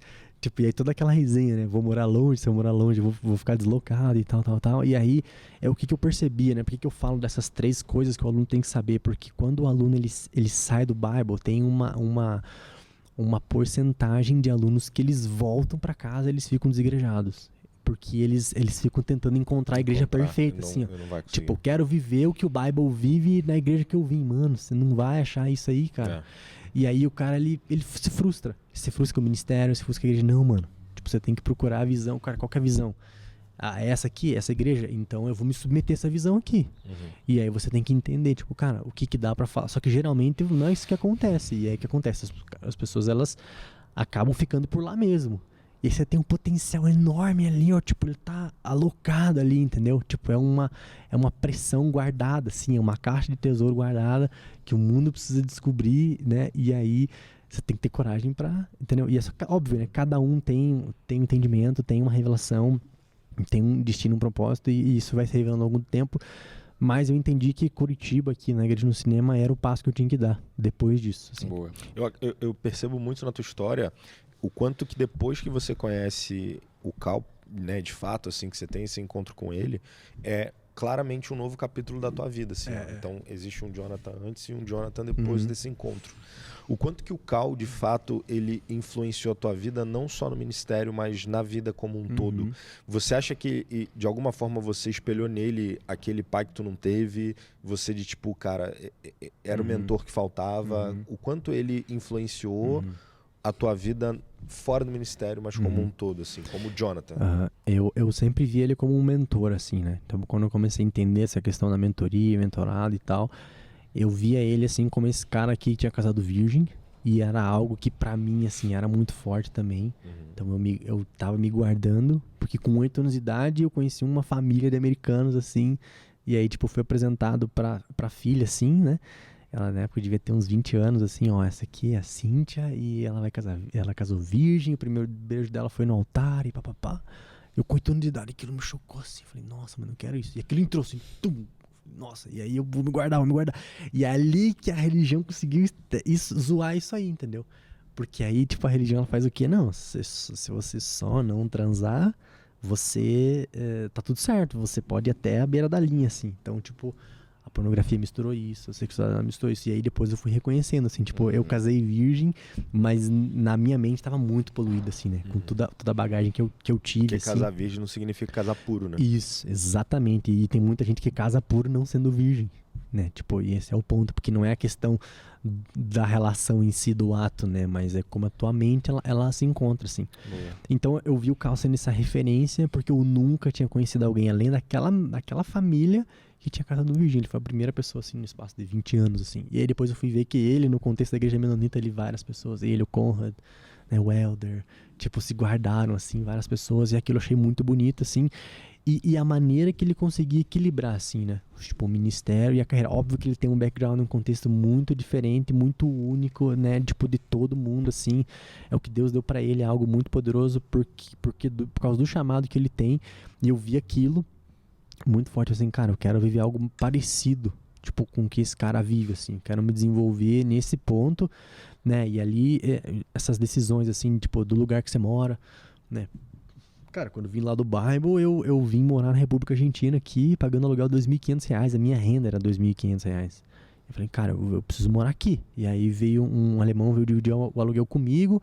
E ali foi era um apartamento de 130 metros quadrados e eu solteiro, mano. Não tinha ninguém, assim, nada assim, né? Tipo, muito louco, né? E aí ali eu coloquei a gente começou as home church e tal. E aí, e aí ali a minha renda aumentou, né? Consideravelmente, né? Por causa de uma empresa, assim, nessa decisão que eu tomei, os círculos de relacionamentos que eu comecei a entrar, tipo, minha renda, tipo, chegou, assim, a R$20 mil, assim, em 2021. E aquilo foi muito, e eu correndo com o Cal, servindo na igreja, assim, eu comecei a espelhar e modelar aquilo, né? E eu tava nos 25 anos ali e falei assim, cara, agora chegou o período de eu casar, tipo, eu vou casar. Então, e aí a Mayara, tipo, gostava de ir desde o Bible College, né? Vocês fizeram um Bible juntos. Isso, ela foi minha colega lá. Só que, cara, eu, tipo assim, Deus tinha cegado meus olhos, assim. Eu não olhava pra ela, eu não enxergava ela dessa forma, assim. Eu tava com olhos em outra pessoa, né? E aí, depois de uma sequência de frustrações, assim, tipo, eu parei e perguntei pra Deus, assim, tipo, Deus, tá, mas quem que é a pessoa, né? Tipo, quem que é essa pessoa, né? Tô a vida inteira me guardando, tô esperando aqui, aí o Espírito Santo fala assim, ó, ela tá debaixo do teu nariz. Eu falei, então, beleza. E ela ficou, cara, quase 1 ano e meio, assim, ó, com muita frustração, muito choro, né, e ela tava vivendo um contexto parecido com o meu, assim, porque ela tava morando na rua Carneiro Lobo, ali no Batel, dividindo o apartamento com a Francine, né, que hoje ela mora em Itajaí, mas ela, na época, perdeu o marido, ficou viúva com um bebezinho de menos de 6 meses, veio pra cá, mas ela foi morar junto com ela, e a renda dela também multiplicou, e ela sempre acreditou, assim como eu, no empreendedorismo, né? Sobre você vender o teu resultado, porque o Cal fala muito disso, né? Cara, venda teu resultado, não venda tua hora, né? Multiplique, potencialize as pessoas, encontre habilidades, desenvolva elas, desenvolva líderes, e aquilo sempre foi entrando muito na gente, assim. E foi uma época que o Cal trouxe a gente pra perto, né? Porque em 2021 ali, quando a igreja foi o primeiro ano de fato da igreja, dessa nova visão, desse novo tempo, tipo, toda essa galera que tá casada na igreja, que tava solteira, né? Assim, tipo, cara, eu, a Mayara, o Ramos, a Tami, tipo, o James, várias pessoas estavam ali, né? O Gustavo, a Letícia, tipo, a Lana, tal, todo mundo aqui solteiro lá, e o Cal trouxe todo mundo pra perto. Não, quase todo domingo, eu terminava o culto na casa dele. E aí tinha algo muito próximo, assim, né? E a gente ia espelhando isso, assim. E isso foi muito bom, porque importou isso muito em mim, assim, nessa questão de ver o Cal como essa referência, né? Boa. Tipo, de um amigo, eu ver ele como amigo, de eu ver ele como um mentor, assim, porque eu entendo que pai, né? Tipo, pai é um negócio muito forte, né? Você falar que alguém, tipo, ocupa a figura do teu pai, assim, mas eu diria que não, assim, eu vejo ele como uma figura muito importante que conectou, né? Tipo, a minha história, assim, né? Tem um hiato ali e o Cal é a conexão desses dois períodos da minha vida, né? Ele te entregou as figurinhas que faltavam no teu álbum, né? Ele trouxe a ponta, e aí, por causa, assim, ó, tipo, aí eu fui inspirado aí pra viajar pra fora, tipo, aprender outra língua. Então, por causa dele, eu decidi ir pra Inglaterra. Como é que foi esse processo? De viajar pra fora? É. Foi, cara, eu estudava alemão, mano. Tipo, odiava, assim. Não é que eu odiava, assim, mas eu achava muito difícil, né? Mas por que você decidiu Por causa da engenharia mecânica. Cara, vou fazer ciência sem fronteira, vou pra Alemanha, porque você só fazer o alemão, você ia. Aí, um belo dia, Dilma cancela o programa. E eu tava lá fazendo alemão, assim. Ai, mano, que droga, velho. Aí, quer saber? Eu vou fazer inglês. Mano, em 6 meses eu tava falando muito bem. O que eu não consegui falar alemão em 2 anos, em 6 meses eu tava falando. Falei, mano, daí eu decidi meter um intercâmbio no meio disso. Aí fiz intercâmbio, passei 3 semanas em Oxford, tendo aula todo dia com alunos do mundo inteiro e tal. Aonde isso? Como é que você caiu lá? Porque a minha colega de alemão era dona de uma agência de viagens. E aí ela, tipo, sempre falava e tal desses programas. Daí eu achei animal esse programa, tipo, de você ir pra uma escola, ficar na casa de um inglês e, tipo, você tá 100% imerso. E eu ali no alto dos meus 22 anos, fui sozinho, mano. Tipo, nunca tinha viajado pra fora, nunca tinha andado de avião. Tipo, meu primeiro voo, mano, aterrissou em Frankfurt, mano. Tipo, pensa isso. Aí eu falei assim, cara, agora vai racha, negão. Aí cheguei lá no aeroporto de Londres, desenrolei meu inglês, assim. E aí eu voltei, mano, não tem mais nada, vai me bloquear aqui. Aí na volta, eu passei pela Suíça e passei pela Alemanha. E aí eu conheci a Lely, conheci ela na Alemanha, conheci o Frederico, tipo, fui lá conhecer ele, conheci alguns irmãos do Cal. Todo mundo te conhecia já? Todo mundo me conhecia, né? Tipo, pô, de repente aparece o filho da Sandra aqui na Alemanha, né? E aí pra mim foi muito, muito forte, assim. E isso, anos depois, incentivou a minha mãe a ir pra lá, né? Tipo, em 2020 ela foi pra lá. Depois ela foi lá, visitou a Ellie depois de 20 anos, assim. Legal. Isso motivou muito ela a fazer isso. Então esse intercâmbio expandiu meus olhos, meus horizontes, assim, porque eu comecei a conhecer pessoas que elas não estavam escolhendo a profissão delas pelo dinheiro. Tipo, o que me chocou, assim, foi uma família de suíços, que eles eram amigos da minha mãe. E aí a Júlia, né, ela foi aeromoça da Swiss Airlines, porque lá eles têm um programa, né, tipo, as empresas suíças, elas tipo um jovem aprendiz, assim, do jeito que deveria ser, né. Você faz um curso ali e tal, e aí, tipo, quando você termina o ensino médio, você começa a trabalhar. Só que, mano, ela viajou o mundo inteiro a full por 2 anos, assim, ó, solteira, ganhando dinheiro. Mano, só que ela guardou o dinheiro, entendeu? Cara, eu acompanhava o Instagram dela, assim, cara, um dia ela tava em Tóquio, aí ela fazia Nova York. Aí ela fazia São Paulo, ela fazia Londres, ela fazia Joanesburgo, assim, ó, ela viajava o mundo inteiro. Eu falei, nossa, mano, que massa, né? E eu acompanhei essa história dela. Aí quando ela tava lá, ela ia fazer faculdade. Sabe o que ela escolheu? Pedagogia. Ela, tipo assim, não, eu vou fazer pedagogia porque é o que eu gosto. Tipo, ela se permitiu ter uma experiência animal. E aí, mano do céu, por que eu tô fazendo engenharia? Aí por que eu voltei convicto de trancar engenharia? Porque, mano, eu odeio isso. Então tudo bem eu trancar isso. Tipo assim, aí o irmão dela, né, ele lá, todo homem é obrigado a servir por 450 dias o exército, assim, né? Tipo, é um serviço militar obrigatório, porque a Suíça é um país muito pequeno, assim. Então ele serviu. E aí, tipo, você pode servir, tipo, 30 dias por ano, assim, por um período. Tipo, todo mês você vai lá e todo ano você tira um mês da tua vida e dá pro exército, né? Ou você pode fazer esses 1 ano e pouco, ou são 4, enfim, né? 1 ano e meio, assim, que ele decidiu servir a full, né? Cara, servir experiências animais, assim, que ele teve na Suíça. E aí, hoje ele, tipo, ele é mecânico da Swiss Airlines, assim. Ele tá conhecendo a família dele e tal. E é aquilo, assim, tipo, aquela família, eu fiquei hospedado na camisa deles porque essa era a amiga que tirava fotos com a minha mãe, que viajava aqui no Brasil, dela casou com um suíço, foi morar lá. Sim. E aí eu fui aquilo me encantou, assim. Eu voltei pro Brasil, falei, mano, é agora que eu vou pro Bible College, vamos kamikaze, assim, ó, tipo assim, e vejo que vai dar, entendeu? Isso foi um ponto de inflexão, assim, foi muito, mais do que, tipo, e aí o inglês complementou porque ele me permitiu, assim, ter essas conversas, sabe? Tipo, de saber, cara, mas por que você escolheu pedagogia? Mas por que você, sabe? Esse tipo de coisa, assim. Cara, eu queria que você aprofundasse na parte que você disse lá no início, onde você nasceu de novo depois de frequentar a igreja durante 18 anos, né? 18 anos. Quando que foi o momento que você percebeu que você precisava nascer de novo? E, inclusive, você estava frequentando já a igreja no cinema? Já tava morando aqui, tava casado, durante tava algum pai já. tempo.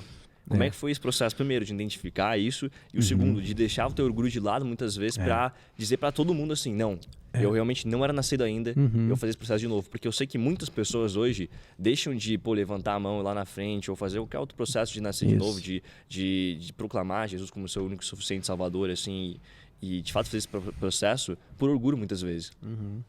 Porque, cara, às vezes tá há 20 anos. 99% das vezes é por orgulho, né? Porque, principalmente tipo, religioso. as pessoas já estão me vendo aqui na igreja há 20 anos. Eu já faço várias coisas. E como é que eu vou falar aqui? Como é que eu vou falar que agora eu vou nascer de novo, né, mano? Que história é essa? Cara, assim, acho que tudo começa pela minha esposa, né? Minha esposa... Que depois que você casa, né, mano? Você se dá de encontro com uma face sua que você nunca tinha visto. Porque você tem uma pessoa olhando você agora 24 horas por dia. E, cara, a Mayara começou a levantar vários pontos. Cara, você tem crise de identidade. Você é uma pessoa aqui, você é uma pessoa lá. Tipo, esse Jonathan aqui que tá tendo crise de identidade não é o Jonathan que tá servindo lá. E aí eu, tipo... E aí em 2022, assim... Mas isso fazia sentido pra você? Fazia porque eu via esses nuances, oscilações, né? esses altos e baixos, assim, né? E aí, tipo, a religião, ela faz você vestir uma máscara, né? Bem bonitinha, ninguém nem imagina, né? Tipo, acho que é o ponto, né? Você, não, tudo bem. Tudo bem. E assim, do ano que eu casei, foi, acho que o ano mais, foi um ano uma montanha-russa muito louca, porque foi o ano que a gente quebrou, né? Tipo, eu decidi casar com a Mayara em novembro de 2021. Em 2022, a gente casa em fevereiro. Só que no meio disso, aquela empresa que levou meu faturamento a 20 mil reais, ela quebra, mano. E eu fico assim, ó, do dia pra noite, sem renda. E eu, tipo, implodi dentro de mim, assim, na beira da depressão. E aí eu descontei isso, tipo, no serviço da igreja, assim. Não, servi. Tipo, e não pensava em resolver o problema. Não, vou dar um passo atrás aqui e vou procurar empreender, vou fazer alguma coisa pra tirar a renda. Tipo, mano, eu me encolhi, assim, em resolver o problema. Aí o Ciro, mano, tipo assim, isso era... A gente casou, a gente quebra, a gente fica morando nesse apartamento que custava R$2.300 o aluguel, a gente tava morando lá. Cara, com 2 aluguel atrasado... O Ciro fala assim, mano, vem morar comigo. Vem passar uma temporada aqui comigo e tal. Que ano? 2022. Eu recém-casado, 6 meses de casado. Cacete. Aí, 4, né? Não, foi em junho, foi 4 meses de casado eu tava. Aí ele, vem morar comigo aqui, eu te ajudo e tal, pra você se reconstruir. E foi um ano que eu, tipo, foi 3 meses, assim, até setembro que a gente, cara, eu respirei, assim, consegui sair muito. Então, eram muitas conversas com o Ciro, assim, tipo, foi meio que um mini sabático, assim, no meio de um tornado, né? Ele colocou a gente dentro de uma bolha, né? Que tudo tava caótico, né? Aí eu comecei a trabalhar de Uber. Cara, mano, até droga me oferecendo dentro do Uber, assim, ó, trabalhando.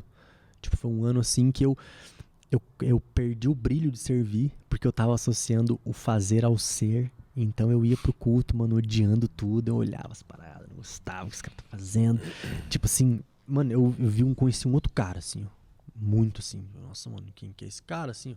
Tipo, eu, né? E aí eu dei de cara com a minha pior versão ali, assim, né? Tipo, foi o contraste, né? Tipo, que eu vivi em 2020, aí em 2022, 2 anos depois, eu tava, tipo, vivendo na beira da depressão, né? Tipo, voltando a trabalhar de Uber, que eu tinha feito um Uber, tipo, lá em 2019 pra juntar dinheiro pro Bible, tipo, cara, tá tudo errado. E eu tentando, assim, mas perdido, cara, muito perdido. E ali a identidade veio à tona, assim, né? Aquela falta de identidade, aquelas crises de identidade, de paternidade, veio tudo à tona ali, assim. Eu ia falar, cara, justamente sobre isso, assim, sobre... A gente tava conversando sobre o quanto é difícil ver um religioso entender a mensagem da graça.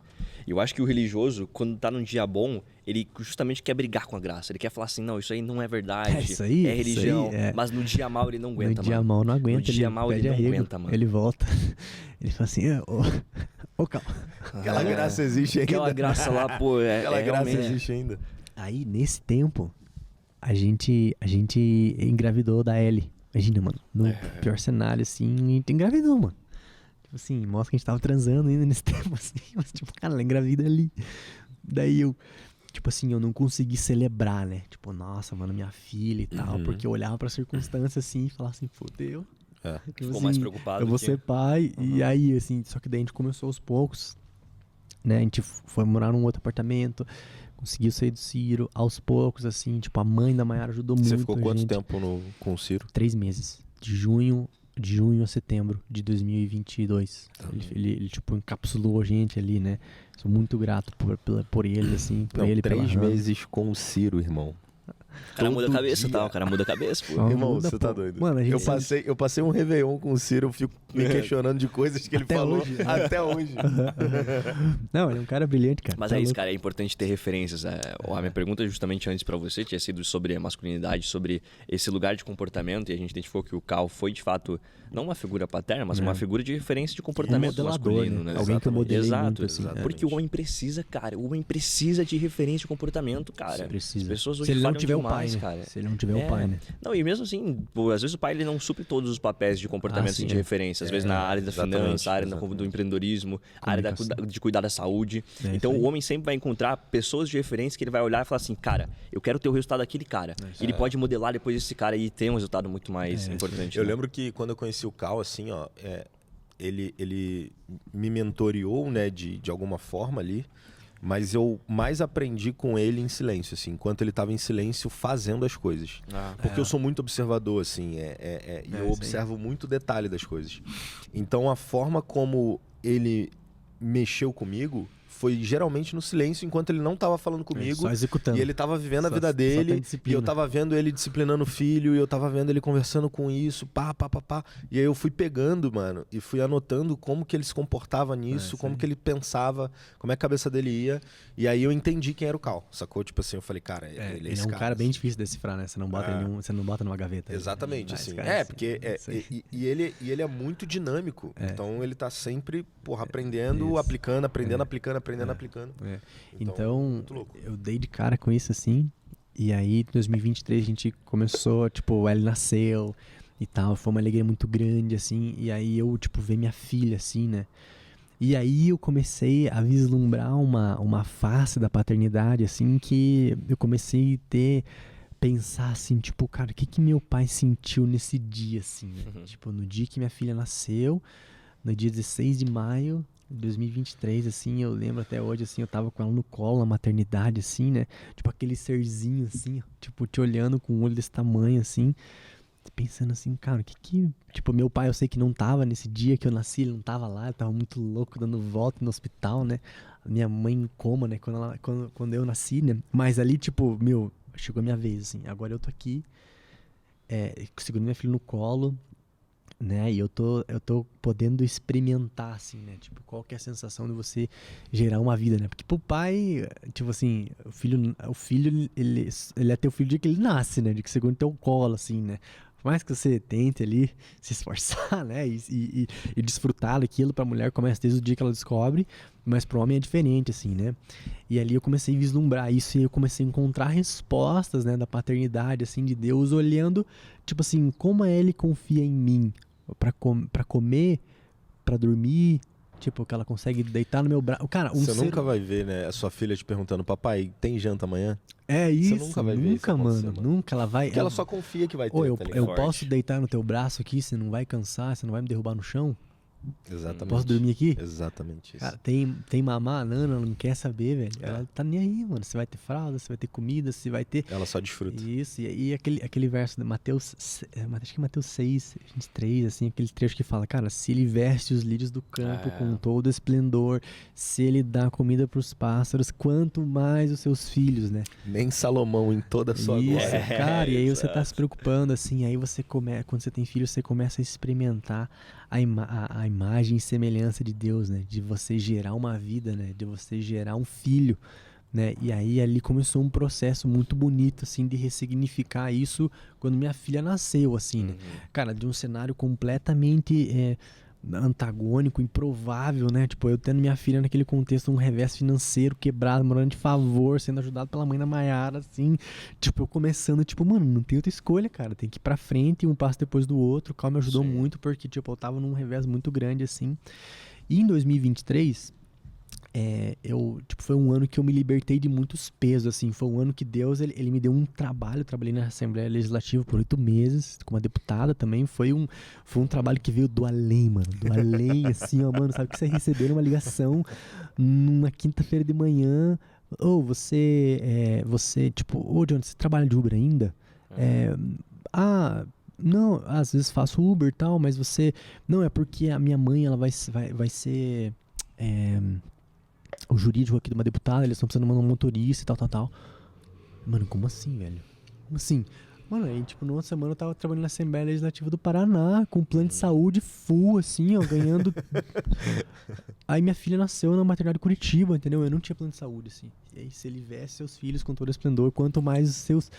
Entendeu? Aí eu falei assim, cara, é muito louco isso, porque Deus, ele me deu um plano de saúde, mano. Assim, ó, tipo, ó, toma esse plano de saúde aí. E foi um ano que eu fui muito esticado, assim, né? Que eu trabalhei com pessoas extraordinárias. Cara, a Cloara Pinheiro, que foi essa deputada, assim, que me forjou muito, assim. E aí foi ali que o produzir com o celular começou a entrar, né? Começou a entrar na minha vida, assim. Eu tava nesse universo da fotografia, do vídeo, porque isso começou no serviço da igreja através da Mayara. Ela botou a câmera na minha mão, né? E ali que eu servia muito. Então você começou a fazer audiovisual mais por conta da Mayara do que por tua vontade. Isso, é porque ela... Mano, eu nunca vou esquecer, mano. Foi o ano que a gente casou. Foi, acho que 1 ou 2 finais de semana antes, assim, eu lembro. Foi em fevereiro. Ela me deu a câmera na mão, assim. Quer fotografar hoje aí? Cara, eu peguei a câmera dela, tinha pouquíssimas noções, assim, porque, tipo, sabe, com a parte técnica da câmera, né? E aquilo começou a me desafiar, assim, esse aqui é o obturador, assim você clareia a foto, assim você diminui a foto. Mas ela não falou assim, quando você deixa bem clara a foto, você deixa o obturador bem lento, a foto borra, né? Daí eu falei, cara, como é que eu faço pra ter a foto clara, não borrar e ficar nítida? Aí eu sozinho, assim, na minha mente, assim, fuçando a câmera, assim, ó. Tipo, mano, eu tirei 1000 fotos numa sessão de cinema. Aí depois eu fui editar, mano, cara, editando uma por uma, aí aprendendo como usar o Lightroom, assim. Mano, em um ano, bicho, eu tinha consumido muito conteúdo, eu fiquei apaixonado por esse universo, assim. E é um buraco sem fundo, né, o audiovisual, assim. Nossa, é muita coisa. Moleque, uma vez que tu entra... Você fica fascinado, mano. Esquece. É muito massa. Porque é muita coisa. E aí a gente tava numa igreja que tinha muita demanda, né? Cara, sempre tinha alguma coisa pra fotografar, pra fazer vídeo. E aí eu comecei a perceber, assim, que a gente tem uma demanda muito grande por contar história, né? Então, tipo, meu fascínio sempre foi documentar os eventos e contar histórias, isso assim, é mais legal. né? Tipo, e aí eu filmava, e aí como é que eu edito isso agora, assim, né? Daí eu fui aprender a usar o software e tal, enfim. Você tem que responder ainda sobre o nascimento, tá? Eu vou chegar lá. Tá. Não vou falhar isso aí. E aí, nesse período de 2023 ali, quando chegava no apelo, no culto, você tem que nascer de novo, tá? Mano, meu consciente assim, ó, você tem que nascer de novo?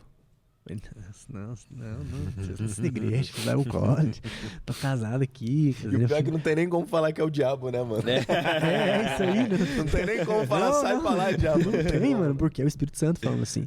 Sim. E aí vinha a reputação, né? Sim. A reputação gritava assim, ó, tipo, não, mano, o que as pessoas vão dizer, mano? Não, e tinha sido um ano que com o Cal eu tinha me liberto, assim, de pecados que eu tinha cometido, e tava muito no culto, assim. E aí que eu nunca tinha falado pra ninguém. E eu fui liberto disso, assim, e ali começou a vir coisas pra fora, assim, justamente sobre isso. E aí o quanto a religião, ela deturpou isso, e quanto essa minha relação com o ser e com o fazer, né, tava muito quebrada, assim, porque, cara, o crente que ele se converte, tipo, sim, cara, é muito difícil de explicar, assim, porque o novo nascimento, né, é algo, é muito mais profundo do que você aceitar Jesus. E aqui a gente aprende que Jesus, ele não é digno de ser aceito. Cara, ele não é assim, você aceita um café? Ele não é uma mercadoria. Mano, mas você quer nascer de novo no café? Aí é outra coisa, entendeu? Sim. E aí, tipo, eu tava tendo essas impressões, e assim, o ponto de chave, assim, cara, pra mim foi The Chosen, assim, foi assistindo The Chosen. Que legal. Mas que começou a trazer essa reflexão foi o episódio de Nicodemos. Mano, eu assisti várias vezes aquele episódio e eu chorava assistindo, assim. Porque eu via Nicodemos sendo eu, assim, ó. Tipo, nossa, mano. Por quê? Porque Nicodemos, ele era o cineto da perfeição, cara. Ele era o cara... Ele era certinho, o cara, ele era o instrutor, ele era o mestre dos mestres, ele era... Tipo assim, e aí você vê, né, a religião, o que ela faz com você? Ela te faz questionar aquilo que você acredita, cara. A fundamento da tua fé. Tipo assim, como é que eu faço, né, Como é que eu faço? Mano, você é Nicodemos, era eu que tinha que estar perguntando pra você aqui. Tipo, não encontrar, igual o jovem rico. O jovem rico chega pra Jesus. Não, mas como é que eu faço? Não, mas tudo isso eu já faço. Daí eu falo, não, então larga tudo e me segue. Aí o cara vira pra trás, né? Tipo, não, o ponto não era porque ele tinha as posses, né? Ele meteu essa desculpa na hora ali. Mas é porque isso questionou, né? O shape dele, assim. E aí, mano, a gente entra numa parada muito louca, assim, na história, que é o seguinte. Nicodemos e o jovem rico, eles têm o mesmo conflito. Eles passaram pelo mesmo conflito, a mesma coisa que aconteceu com um, aconteceu com o outro. Nicodemos dá o passo. E hoje você sabe o nome dele. Qual é o nome do jovem rico? Você não sabe o nome do jovem rico. Não tá na história, irmão. Sei. O jovem rico não tá na história. É o jovem rico, né? Ele é o jovem rico. E aí, essa história, assim, tipo, isso foi no início desse ano, eu acho, que eu tava assistindo, né? E aí eu vi, assim, tipo, The Chosen como uma obra cinematográfica, ela é muito linda, né? Tipo, você que curte audiovisual, você fica olhando assim, como é que os caras fizeram pra fazer isso aqui? Tipo assim, ele é muito lindo, assim, o roteiro dela, o jeito que eles costuram a história, eles completam a narrativa bíblica, né, sem inventar coisas, né? Sim. Eles usam a licença poética para preencher, mas não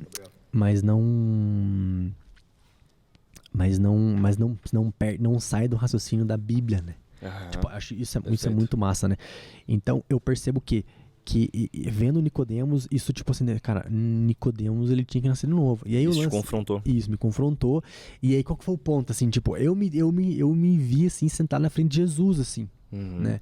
Porque, cara, a única menção na Bíblia de nascimento de novo nascimento é com Nicodemos. Em nenhum lugar Jesus ele fala numa multidão ou pregando ou para os discípulos. Não, ele fala para Nicodemos. Né? Porque na religião não tem outra alternativa. Você tem que nascer de novo. Você tem que morrer para tudo aquilo que você acreditou, o teu entendimento que você apoiava, e você tem que nascer para a obra de Jesus. Você tem que nascer, né, para o reino que ele trouxe. E aí isso foi em março desse ano, né? Eu teve um open house aqui, e aí eu vim cobrir o open house. Tipo, vou fazer o vídeo aqui, eu vou filmar o open house. E eu falei, cara, vou fazer um episódio diferente aqui. Eu vou pegar uns testemunhos e eu vou fazer um negócio diferente, pá. E, cara, o que me chamou a atenção é que pela primeira vez, assim, ó, eu comecei a prestar atenção nos testemunhos das pessoas. Nossa, tipo assim, só que você percebe que eram pessoas que elas estavam bem longe do contexto de igreja e tal, estavam quebradas, despedaçadas, e elas encontraram Jesus como essa resposta. E aí eu editei o vídeo assim, virei a madrugada, pá, e aí, mano, eu acredito que o meu processo, assim, ó, tipo, esse botão, ele apertou nessa madrugada que eu tava editando esse vídeo, assim. Legal. Que eu vi assim, cara, foi recente, eu quero né, cara? viver Eu lembro isso. disso. Foi em março desse ano?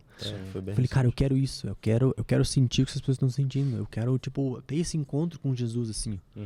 E aí, o vídeo passou e tal, assim. E aí, chegou o apelo, a Isa fez o apelo. Aí eu falei, não, eu digo sim. Eu decido nascer de novo.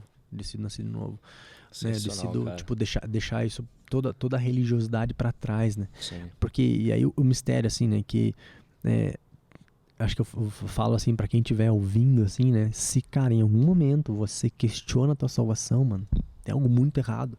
Porque um filho não vai questionar a paternidade, ele não vai questionar a filiação dele, não vai questionar a herança dele. Aí ele nunca vai chegar pra mim e perguntar assim, papai, você é meu papai? Tipo, eu também não vou questionar se ela é minha filha. Da mesma forma que você não deve questionar se você é filho de Deus, cara. Se você nasceu de novo, se você é salvo. Isso não é assim, ó. E aí que eu começo. A religião, ela faz isso. Ela faz questionar porque ela é baseada na obra, ela é baseada na justiça própria. E isso é igual você construir a obra com palha, feno, madeira. Não, isso aí não resiste, cara. Eu acho que, cara, uma coisa que pega muito nas pessoas, assim, ó, é que elas ficam tentando comprar a salvação, sabe? É aquilo que aconteceu na Igreja Católica, assim, a venda da indulgência, sabe? Então as pessoas ainda hoje, elas têm esse comportamento, cara, de querer comprar a salvação, e eu só posso tomar a ceia se eu tiver feito isso aqui certinho, eu só consigo ser salvo, eu só posso orar por cura, eu só posso orar por libertação. E aí as pessoas, elas se bloqueiam, por quê? Porque elas não encontraram, elas não conhecem a paternidade. Por falta de identidade, elas não estão fluindo naquilo que elas foram chamadas para fluir. Entende? Então, esse lugar de, cara, encontrar tua identidade, saber de quem tu é filho, entender qual foi o preço pago, por que Jesus morreu e o que isso impacta na tua vida. Quando tu entende esse bloco, tudo vai se resolver depois. Porque se tu entendeu o sacrifício, se tu entendeu o porquê que Jesus morreu na cruz e qual é o benefício disso pra tua vida, cara, pronto. Pronto, entendi. Pronto, isso aí. Eles começam a fazer as coisas por uma consciência, né? Aquilo entra em você, a graça entra em você, penetra em você, o próprio Espírito Santo fica a habitação de você. Então, a partir disso, você toma consciência das coisas. E você não faz ou deixa de fazer algo por aquilo que você acha que é certo ou errado, por reputação a algo. As pessoas na igreja, elas fazem ou deixam de fazer as coisas porque elas sabem que o amigo tá olhando. Por isso que pornografia é um problema que, cara, vários crentes têm, cara. Em religiosidade, vários, porque ele é silencioso. Agora, os problemas que eles mostram para as pessoas, onde está numa reputação pública, eles não fazem. Mas eles não fazem porque eles têm a consciência que aquilo vai levar eles para a morte, para um lugar que não é a excelência de vida que Deus quer que eles vivam. Eles não fazem porque eles têm medo da reputação. Eles têm medo do que o outro vai apontar o dedo pra eles. Exatamente. Foi isso que me segurou, né? Tanto tempo assim, né? Nesse processo de poder levantar a mão, né? De nascer de novo, né? Porque, pô, o que as pessoas vão sentar? E aí tem uma frase do Felipe muito boa, né? Que Satanás, ele adora guardar segredo com você. Isso, mano. Essa frase ele quer que você irada. guarde segredo, cara. Ele, na verdade, ele não quer que se torne público. Por isso que a integridade é o lugar mais seguro da Terra. A gente ouve tanto sobre integridade aqui. Porque, mano, se você tá íntegro, cara, não tem como nem Satanás fazer alguma coisa. Porque se você tornou público uma merda que você fez, cara, não tem como Satanás jogar isso na tua cara. Tipo assim, as pessoas vão saber, tá bom, beleza. Ele foi lá e fez isso. E aí? Tipo, cara, na real, assim, quando alguém confessa alguma coisa, você vê, tipo, você tá pensando o que as pessoas vão pensar, mas no fim do outro dia ninguém vai lembrar. Você falou aquilo, entendeu? E aí você fica pensando isso, e Satanás, ele quer guardar aquilo contigo, assim. E aí eu fico pensando, assim, quantas pessoas, assim, ó, quantos crentes hoje, eles estão parados na porta, mano. Um evangelho que ele prega até a porta, assim, ó, mas dentro, assim, tipo, tá, mas e a salvação, tá? Mas e a vida com Jesus, tá? Mas e os frutos no Espírito, tá? Mas e a cura e milagre? E é isso, ó. Ele só vai até o átrio, ele não entra no Santo dos Santos, entende? No Santo dos Santos, que é a camada da identidade, esse cara não desbloqueia. Não desbloqueia, entende? Então, o problema da integridade não é o problema, né? A solução da integridade são as pessoas entenderem o que é integridade. Que é você pensar, falar e agir alinhado, né? Alinhado. Tem que estar alinhado. Eu penso, eu falo, eu ajo exatamente naquilo que eu creio. Entende? Alinhado. Então as pessoas, elas não sabem o que é integridade. Por isso elas não conseguem. Elas têm essa necessidade de aprovação, de validação. São vários né? problemas. E aí elas deixam de fluir. Porque, ó, uma coisa muito comum em igreja pentecostal pequena. Se você não tiver direito um irmão manifestado do teu lado, você não mete a mão porque você tem medo do demônio que está manifestado falar teus podres. Mano, isso é muito comum, irmão. É muito comum o cara ter medo disso. Medo mesmo, assim, ó. Não posso botar a mão nele. E aí você já sabe, o cara meteu essa pra tu, já vai pra libertação, você. Você senta ali que a gente já conversa. Se você não cair, não fingir igual, né? Entendeu? Então, tipo assim, ó, já senta ali que a gente tem que conversar. Porque, cara, é a tua função na Terra, mano. Se tu é filho de Deus, entendeu? Manifestar a justiça, né? Porra, então... E, cara, obrigado pela tua coragem por isso. Porque, assim, de fato, isso é uma coisa, a salvação ou nascer de novo, é uma coisa que você só vai encontrar a resposta dentro de você. Você só vai ter a certeza ou o entendimento disso dentro de você. É você com o Espírito Santo que vai ter esse entendimento, assim. Você não consegue apontar pra uma pessoa e falar assim, essa pessoa não é salva, ou entender pelos comportamentos dela, você consegue até ter uma dica, às vezes, assim. Mas não tem como você dizer, você não é salvo. Não, cara, é um processo interno com o Espírito Santo. E eu vejo, assim, o quanto essa atitude que eu tive, assim, que eu relutei, né, 1 ano, né, fazer isso. O quanto isso inaugurou um tempo na igreja, assim, ó. Isso exige coragem, mano. E aí, aqui na igreja, assim, ó, você vê o apelo, às vezes você vê alguém que tá aqui e ergue a mão e fala assim, cara, esse cara teve coragem. Eu sei qual que é a luta que ele teve até chegar a esse ponto de erguer a mão, assim, ó. Porque, cara, é uma luta interna, assim, mano. Tipo, da reputação. O que as pessoas vão pensar, o que as pessoas vão pensar. E aí, cara, só que quando você decide romper essa bolha, assim, ó, aí é isso, cara. Tem uma frase na música do Rodrigo Abrantes que ele fala também que a ferida curada, ela cura outras feridas, assim. E acredito muito nisso, cara. Tanto que tem uma frase que fala também que o teu bloqueio tem intimidade com o teu propósito. Ou seja, aquilo que você passou de muita dificuldade, que você não conseguia avançar, hoje ele tem uma intimidade muito grande com aquilo que você vai fazer para atingir e ajudar outras vidas. Não, e agora você tem total autoridade para você pregar para crentes maduros. Para crentes que já estão na igreja, estão ali com o pecado velado, que não conseguem ter essa força, essa coragem. Você, por ter passado sobre isso, a partir de agora você tem esse selo de autoridade para entender que agora você tem empatia, saca? Você desbloqueia essa camada e agora você consegue entender o que aquele cara que está ali no ministério tá passando e ele não tem a coragem de chegar, levantar a mão e pedir ajuda e falar, mano, eu preciso de ajuda, eu preciso nascer de novo, eu preciso me consertar. Porque agora você já sabe, você sabe que esse cara tá passando. Então tu vai chegar pra esse cara e vai falar, irmão, eu já tive nesse lugar. Eu sei que você tá passando. E esse é um baita gatilho de coragem, assim, cara. Quando você tá passando por algo difícil, entenda que você vencendo aquela barreira, você vencendo esse bloqueio, esse trauma que você tá passando, você vai ter autoridade sobre esse problema. Pra a partir desse ponto você conseguir ajudar outras pessoas. E simplesmente não é às vezes ter um passo a passo, uma metodologia criada, mas é simplesmente contando o teu testemunho. Porque as pessoas vão encontrar nesse testemunho uma resposta de vida, uma resposta de comportamento. Maravilha. Bom, gente, chegamos ao final de mais um Bíblia na Sobremesa. Muito obrigado para você que chegou até aqui. Daqui para frente tu já sabe, encaminha esse vídeo para aquele teu amigo, para aquela pessoa que precisa ouvir a história do Jonathan, o testemunho do Jonathan. Né? Acredito que ele vai tocar muita gente. Se inscreve no canal. Mais alguma coisa, Murilo? Tem? Cara, é isso, maravilha, assim, acompanha nosso podcast, sempre, toda semana a gente tem episódios novos, então acompanha no YouTube, a gente vai lançar também no Spotify, vamos lançar novos cortes, então fique junto na nossa comunidade, vamos fazer junto isso acontecer, esse projeto, ele depende de você também, que assiste, que colabora, que compartilha isso, a gente quer você mais próximo, então comente, vem trocar ideia com a gente, vamos falar o que pode ser melhorado também. A gente quer realmente andar junto com você para um lugar muito maior, assim, para a gente alcançar vidas e mais vidas. Você que tem interesse de ser um patrocinador desse programa evangelístico, do Bíblia na Mesa, do Bíblia na Sobremesa, você entra em contato com a gente aqui, com o e-mail que está na descrição, faça uma oferta para a gente, para que tudo isso possa crescer, ampliar, aumentar de tamanho para que a gente alcance mais vidas e mais pessoas, tá? Então, muito obrigado pela tua audiência e até o próximo Bíblia na Sobremesa.